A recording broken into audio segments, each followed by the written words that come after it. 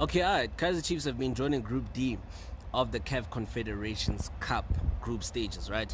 So they've been drawn alongside nine-time Zambian League champions Zesco United, also Egyptian giants Zamalek FC, as well as another Egyptian side, Masry, right? So we're gonna actually start with Zesco United. You know what I mean? So Zesco United, remember they are nine-time Zambian League champions. Okay, they last featured in this competition in 2019. You understand, after exiting in the group stages, and their best ever performance in this competition was that they actually made it all the way to the quarterfinals in 2017, right? And as well as, don't forget that Zesco United are the same team that made it all the way to the semi-finals of the CAF Champions League in 2016, losing out to the eventual winners, Mamelodi Sundowns, in that particular year. So remember, they did beat Sundowns in the first leg at home, and then they would go on to lose 1-0 to Mamelodi Sundowns back here in South Africa, which saw Sundowns reaching the final.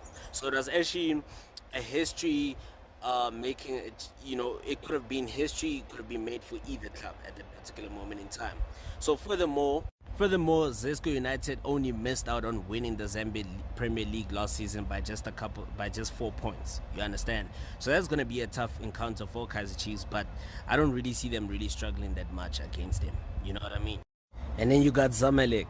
Ooh. Yeah, it is going to be a tough one for Kaizer Chiefs, bro. This one is gonna really be a massive test for them, bro.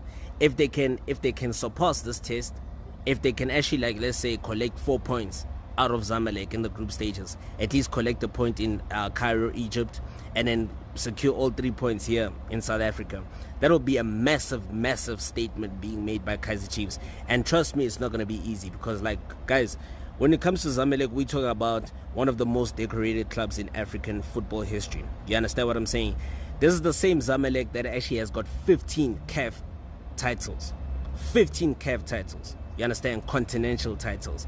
I mean, these guys have got 5 Champions League trophies, 5 CAF Champions League trophies. They've got 2 CAF Confederations Cup trophies. They've won the CAF Super Cup 5 times. They've also won the Cup Winners' Cup before. They've also won the Afro-Asia competition twice. So which actually means that they've got 15 continental titles to their name. You know what I'm saying? Making them one of the most sought after decorated clubs on the African continent, alongside their fellow Egyptian counterparts, Al Ahly. You understand what I mean? So that's why I'm saying this is gonna be a massive test for Kaizer Chiefs. And if they can actually, you understand, at least collect 4 points out of this, then I would say, you know what, Kaizer Chiefs actually did justice. They've actually passed the test, you know what I mean? And they give themselves a great opportunity of even going on to win the CAF Confederations Cup this particular season, but it's not going to be easy, because this is going to be a massive test for them. You understand what I mean? Yeah, and then thirdly, you actually got Al Masry. Al Masry, they're currently 5th in the Egyptian Premier League. I don't really see this as like, a tough team. But then I'm saying that you should never underestimate anybody. You understand what I'm saying?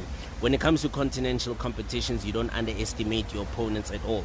So this is a team that has never really, made it past the group stages. You understand what I'm saying? I think this is like basically their second time in the group stages of the CAF Confederations Cup. They've also played in the CAF Champions League several times, but they've never really made it into the group stages. You understand what I'm saying?